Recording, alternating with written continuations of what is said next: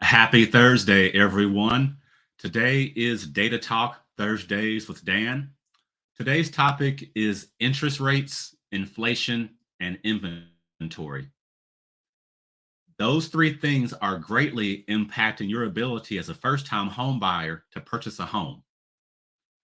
Now, if you're in the Kansas City area, you may be aware of a court ruling that took place on Tuesday, October 31st. This ruling was against the National Association of Realtors in regards to their commission structure. Now, if you weren't aware, this will also impact you as a home buyer in the future. Essentially, what the court case decided was that sellers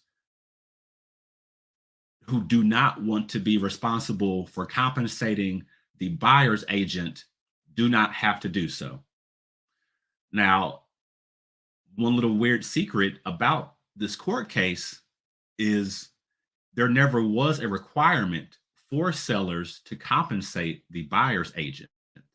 This was more so a business practice, not a requirement. But this court ruling will greatly impact you as a first time home buyer because now you may be required to pay for those services that your realtor is providing to you to help you buy that house. So, what does that look like? As a realtor, I'm helping you search through the MLS for properties. I'm contacting the listing agent to find out about the history of that property beyond just what the seller's disclosure will say. I'm also in contact with the title company and the lender to make sure things are moving forward smoothly. We may spend months and months trying to find you a home. And on the other end, you have the seller and the seller's agent who have listed that property that you may or may not purchase. All the work leading up to that transaction being put under contract through closing, that is what the sellers do not want to compensate the buyer's agent for. What's unusual about this situation, and in my opinion, is a very common sense question to ask, is if that buyer's agent didn't bring that buyer to the seller, there would be no transaction. That's a question to ask.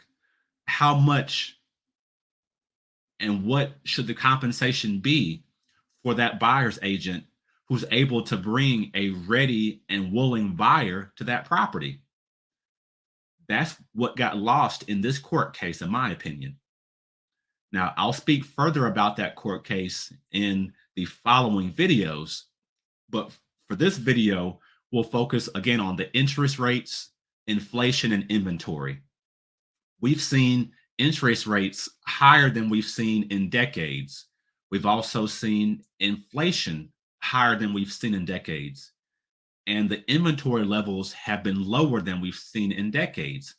All these parameters are working against you to enter the housing market.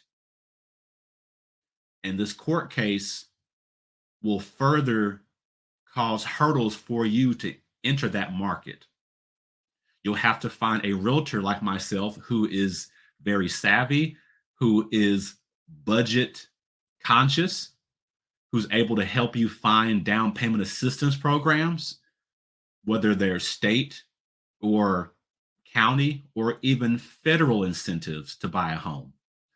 All of those things that will help you through the process can save you money. But do realize that the result of this court case will have a great impact on you buying not just your first home, but also when it comes time to sell that first home and buy a new home. You may be responsible now for having to pay your realtor for all those services they're providing. Now, if you have questions about interest rates or inflation or inventory, feel free to reach out to me. You all have a great day.